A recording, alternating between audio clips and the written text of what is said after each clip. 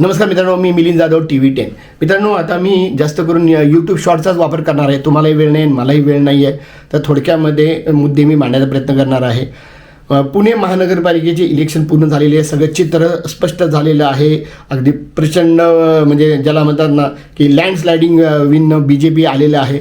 पण याचा अर्थ असा आहे की एका अर्थाने मी असं म्हणेन की नगरसेवकासाठी इलेक्शन होती. किती म्हणजे BJP ही हा चांगला पक्ष आहे. लक्षात घ्या की ते म्हणजे सेवा करण्यासाठी ते ह्या ना त्या कारणाने पक्षसुद्धा म्हणा किंवा त्यांचे उमेदवार म्हणा हे भांडून बिंडून अगदी आपसमध्ये भांडलेले वगैरे आहेत, पण त्यांना सेवा करायची आहे.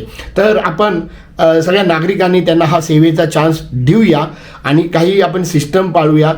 त्या सेवेमध्ये फक्त मी अशी अपेक्षा करतो की ते पारदर्शकतेपणे सेवा करतील आणि ती पारदर्शकता त्यांची जी आहे ती बांधील आहे, ते नागरिकांना आहेत, तर त्याची ते उत्तरसुद्धा देतील. त्या निमित्तानं म्हणजे जे TV10 असेल किंवा जे माध्यम असेल ते मध्यस्थाचं काम करतील आणि आम्ही त्यांच्याकडनं प्रश्न विचारून प्रत्येक ह्याचं आम्ही प्रश्न विचारणार आणि ते नागरिकापर्यंत पोहोचवणार आहे. त्यामध्ये फक्त मी अशी अपेक्षा करतो जसे जे भाजप अगदी मोठ्या संख्येने निवडून आलेले आहेत त्यांचे जे हेड आहेत आणि जे महाराष्ट्राचे जो हेड आहेत मुख्यमंत्री देवेंद्रजी फडणवीस साहेब, त्यांचं तर कमीत कमी त्यांचे आत्ताचे निवडून आलेले हे लोक ऐकतील. कारण का त्यांनी त्यांना सांगितलेलं आहे की तुम्ही निवडून आलेला आहे, याचा अर्थ जास्त अगदी म्हणजे माजू नका, गवगवा करू नका आणि कामाला लागा. तर ते कामाला लागण्याचा अर्थ काय आहे हे जो आपण त्यांना विचारणार आहोत.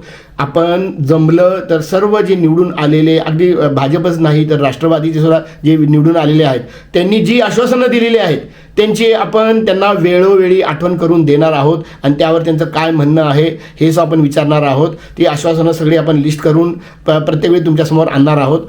सर्वात महत्त्वाचं नागरिकांनी हे बघायचं आहे की तुम्ही सुद्धा ह्यामध्ये भाग घेऊ शकता. कारण का, हे जर नगरसेवक आहेत तर तुम्ही नगर मालक आहात. तर नगर मालक म्हणून तुम्ही नगरसेवकांना सगळे प्रश्न विचारा आणि त्यांच्याकडनं छान त्यांच्याकडनं सेवा करून घ्या आणि तुम्ही मात्र मालक राहावा. कारण का तुम्ही टॅक्स भरता प्रामाणिकपणे. तर ह्या पद्धतीनं आपण सगळा फॉलोअप करणार आहे आणि जमलं तर प्रत्येक नगरसेवक माझ्या चॅनलवर येतील किंवा मी त्यांच्याकडे जाईन आणि त्यांना प्रश्न विचारेन. जिथे भेटतील तिथे अगदी महानगरपालिकेत भेटतील किंवा अगदी त्यांच्या ऑफिसमध्ये भेटतील किंवा अगदी माझ्या स्टुडिओवर आले तरी, तर त्यांचं काय म्हणणं आहे प्रत्येक प्रश्नाचं उत्तर त्यांनी द्यायला पाहिजे अशी माझी अपेक्षा आहे. आणि कमीत कमी त्यांनी देवेंद्रजी फडणवीस यांचं तरी ऐकलं पाहिजे अशी मी आशा करतो. धन्यवाद.